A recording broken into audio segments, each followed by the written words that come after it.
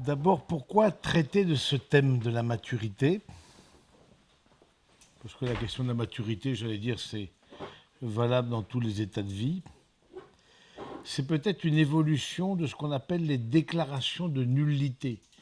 Alors vous n'êtes pas familier du droit canon, je le suppose, mais s'il n'y a pas de divorce dans le mariage à l'Église, il y a ce qu'on appelle les déclarations de nullité. C'est-à-dire qu'il y a un procès canonique réalisé donc au sein de l'Église, avec le droit de l'Église propre, qui déclare qu'il n'y a pas eu mariage. Et pourquoi est-ce qu'il n'y a pas mariage? Parce qu'il n'y a pas les conditions du mariage. Et parmi ces conditions du mariage, la question de la liberté. Et donc les manques de maturité sont de plus en plus considérés comme des manques de liberté et donc des absences d'un mariage valide. Et donc pour l'Église, dans de plus en plus de cas, le manque de maturité, c'est un manque de liberté, donc une absence de mariage. Et donc il y a une déclaration de nullité de mariage, c'est-à-dire on dit qu'il n'y a pas eu les conditions pour avoir un mariage valide au regard de l'Église. Donc on est dans l'introduction, ensuite la maturité humaine d'abord, et puis spirituelle ensuite. Pourquoi c'est important de distinguer les deux? Parce que parfois on peut avoir tendance à spiritualiser les affaires. Le mariage est d'abord une réalité de création avant d'être une réalité de rédemption. Ça veut dire quoi en français? Ça veut dire que c'est une réalité d'abord humaine avant d'être une réalité spirituelle. Vous avez l'homme et la femme dans la nature. Vous n'avez pas des arbres à hostie, vous n'avez pas des fontaines à Saint-Crème, vous n'avez pas des personnes qui naissent prêtres, voilà, contrairement dans le judaïsme, mais vous avez l'homme et la femme dans la nature. Le mariage est déjà dans le récit de la création. Et il est créé homme et femme à son image et ressemblance.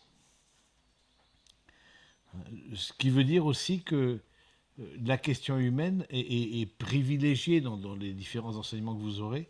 C'est quelque chose qui est important parce que c'est bien souvent par des fragilités humaines, à cause de fragilités humaines, que le mariage échoue.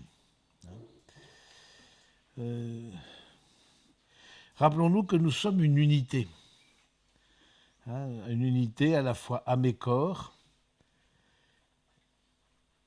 Et donc cette maturité, ça se définit comment? Quels sont les mots qu'on pourrait donner pour maturité? C'est une certaine harmonie, une certaine perfection dans l'amour, un équilibre, accéder à une force intérieure qui permet d'aimer davantage. L'immaturité, ce serait quoi? Ce serait deux types de manques. Premièrement, le rejet de l'autre, se sentir rejeté, mis de côté. C'est toujours la faute des autres, se sentir comme victime, la non-acceptation de soi-même. Et d'un autre côté du spectre, j'allais dire, c'est on ne supporte pas de ne pas être le nombril du monde. En tout cas, on a le désir d'être au centre de toute l'attention. On peut se sentir rejeté ou le besoin d'être au centre de l'attention. Et entre ces deux extrêmes, le curseur est mis à différents endroits. Il y a des immaturités qui proviennent aussi de nos expériences, qui entraînent parfois des manques de confiance en soi, des actes qui ont leurs conséquences en nous. Et donc pour construire ce topo, d'où je suis parti d'un document de Vatican II qui s'appelle Optatam Totius. Optatam Totius, si vous ne savez pas quoi donner comme nom à vos enfants, vous pouvez l'appeler le petit Optatam Totius. Le Optatam Totius qui parle de la formation des prêtres. Alors, bien quel est le rapport avec nous, mais vous verrez. Et il distingue 3 critères de discernement pour évaluer la capacité à un homme d'être ordonné prêtre. Le premier critère, c'est l'égalité d'esprit. Le deuxième, la prudence dans les décisions. Le troisième critère, c'est la bonne appréciation des événements et des personnes. Égalité d'esprit, prudence dans les décisions, bonne appréciation des événements et des personnes. Égalité d'esprit. Égalité d'esprit, c'est égalité d'humeur. Donc ça renvoie à ce que la gestion des émotions en nous.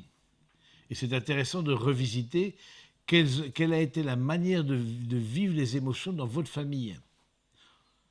Est-ce que on peut exprimer des émotions. Au contraire, c'est poussière sous le tapis, on met une cloche sur les émotions et surtout on n'exprime rien.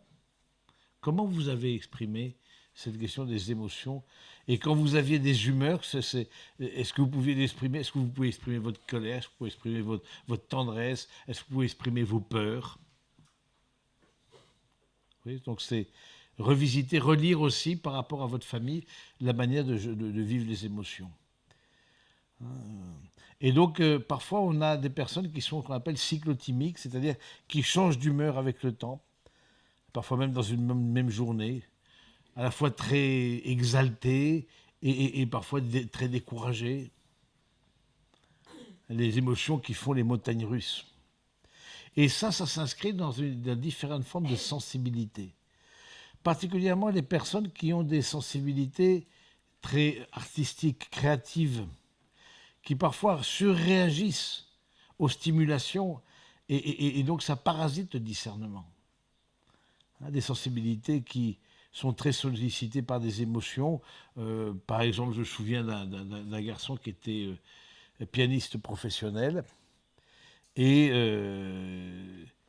lui était très ému quand il écoutait le concerto pour piano numéro 2 de Rachmaninoff, que vous avez tous en tête, évidemment. Mais son ami qui était comptable de formation trouvait qu'il y avait trop de notes. Et il y avait trop de notes.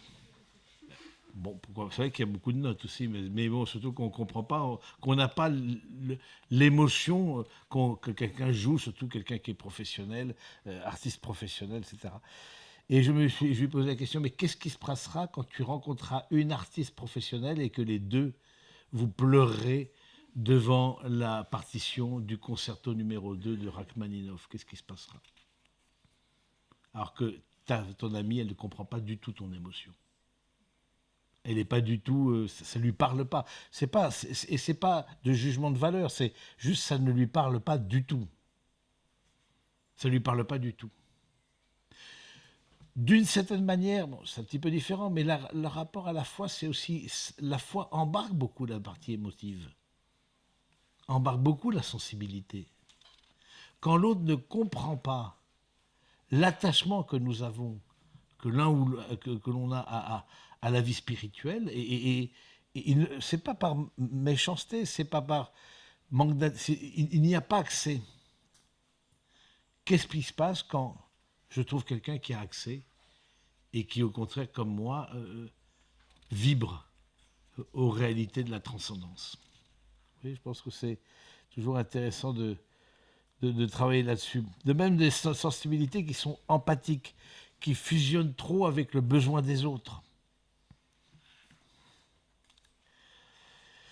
Peut-être dire un petit mot de ce qu'on appelle les HPI, ce qu'on appelle aussi les zèbres. Vous avez peut-être entendu parler de cette dénomination-là, les HPI, qui sont des formes d'intelligence particulières des personnes. HPI, ça veut dire haut potentiel intellectuel, grosso modo qu'on appelle surdoués, hein, mais bon, mais qui peuvent être aussi en échec scolaire. C'est intéressant de voir des personnes qui ont plus de capacité de compréhension, en tout cas dans notre système scolaire français, sont souvent en tout cas en difficulté dans leur propre parcours scolaire. Et je crois que c'est intéressant parce que j'ai eu à accompagner comme ça des personnes HPI, et il faut bien comprendre des manières différentes de vivre l'intelligence. Une intelligence habituelle, on peut dire, c'est une intelligence en escalier. On comprend une chose, ensuite on a accès à une deuxième, ensuite on a accès à une troisième. Alors il y en a qui montent plus ou moins vite les escaliers, mais bon, ça c'est... HPI, c'est tout à fait autre chose. C'est un autre logiciel, c'est des intelligences en arborescence. C'est des gens qui reçoivent le réel d'un seul coup, d'un seul, et cette capacité de recevoir le réel vient de leur sensibilité. Je me souviens comme ça avoir accompagné un couple où lui est HPI, c'est-à-dire qu'il a tout le sollicité. La réalité, il recevait les choses dans leur entièreté, même ce qu'on appelle jusqu'à la synesthésie. Alors, je ne sais pas si vous connaissez ce que c'est que la synesthésie, c'est le mélange des sens. Par exemple, les couleurs ont des sons. Les sons peuvent être amers ou doux, mais amers ou doux dans le palais. Des personnes qui ont une telle sensibilité, une telle appréhension du réel, de par leur sensibilité et leur capacité intellectuelle, qu'ils reçoivent le créel. Et je me souviens, c'était un garçon en l'occurrence, parce que c'est garçon ou fille, ça c'est tout à fait anecdotique. Il me disait, moi, pour prier, ce n'est que le grégorien. Sinon, il y a trop d'infos. Il y a trop d'infos, c'est-à-dire que nous, on prie une prière, quand on a un peu plus de frères au cœur, on prie une prière donc polyphonique. Non, il y a trop d'infos. Alors les prières charismatiques, etc., où tout le monde défile les ampoules, applaudit, etc. Bon, alors il dit non, c'est pas possible. Je prie pas dans ces conditions-là. Je suis trop sollicité au niveau de ma vie, de ma sensibilité. Hein, donc, ce qui est intéressant aussi d'accompagner des personnes comme ça, parce que je les interroge toujours, mais parce que la personne qui chemise aux côtés a l'impression de ne pas apporter grand-chose.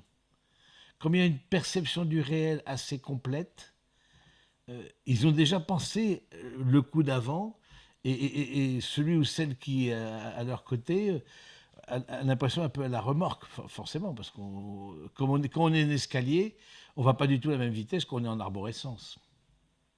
Oui, je pense que donc c'est intéressant de travailler ce qu'on appelle l'hypersensibilité. Alors j'ai trouvé un petit texte d'un enseignant-chercheur en sciences cognitives à l'université de Lille. La sensibilité est un trait de la personnalité qui ne caractérise pas forcément les personnes HPI. Les personnes sensibles réagissent plus aux stimulés, qu'ils soient émotionnels et physiques. Ça peut se traduire par le fait de remarquer des petits changements dans l'environnement et de réagir intensément. Il y a une différence entre la manière dont on réagit et l'objectivité du changement qu'on a pu percevoir. Donc c'est face à l'art, par exemple, chaque personne se situe plus ou moins haut sur l'échelle de la sensibilité. Le terme hypersensible comporte des aspects positifs ou négatifs. D'un côté, ces personnes sont plus attentives à l'autre, les émotions sont plus intenses et peuvent être plus difficiles à gérer. En même temps, les hypersensibles ont une meilleure capacité de comprendre leurs émotions. L'hypersensibilité n'est donc pas un trouble, mais statistiquement, elle est associée à plus de difficultés émotionnelles. C'est un facteur de risque. C'est intéressant que cet enseignant-chercheur dise ça. C'est sûr que quand on a une perception du réel qui est plus complète, qui est plus, j'allais dire, qui impacte plus notre intériorité, les risques un peu drama queen, un peu de surréagir au réel, aux sollicitations sont plus importantes. Et ce qui veut dire aussi qu'il y a une forme d'incompréhension parfois du conjoint dans la manière de réagir de la personne qui est HPI, oui, parce qu'il ne comprend pas, il n'a pas accès. Donc c'est bien de... Par ailleurs, l'hypersensibilité est un trait de la personnalité, voilà, favorise l'émotivité. Il est possible d'être sensible et savoir gérer ses émotions. Du coup, ce qui est important, c'est que la personne prenne conscience de ça, et c'est l'intelligence qui va permettre une vraie distance par rapport aux émotions. Je tâche beaucoup de place à l'intelligence, alors qu'on voit bien que dans notre société, l'attention est mise beaucoup à l'affectivité, aux émotions, etc. L'intelligence permet de se connaître soi-même et de mettre une distance. Je ressens ça, mais il y a quelque chose qui n'est pas objectif dans ce que je ressens, qui est dû à ma manière de comprendre le réel. Il y a quelque chose d'excessif. Donc voilà, donc je trouve que c'est la manière de gérer les émotions, certains traits de la personnalité, la sensibilité se mesure, etc. Donc c'est intéressant d'avoir cette... bon, si vous êtes concerné par ça, ou l'un ou l'autre, vous connaissez des personnes qui sont dans votre entourage, qui surréagissent, etc. Parce que la manière de comprendre le réel est un peu différente des autres.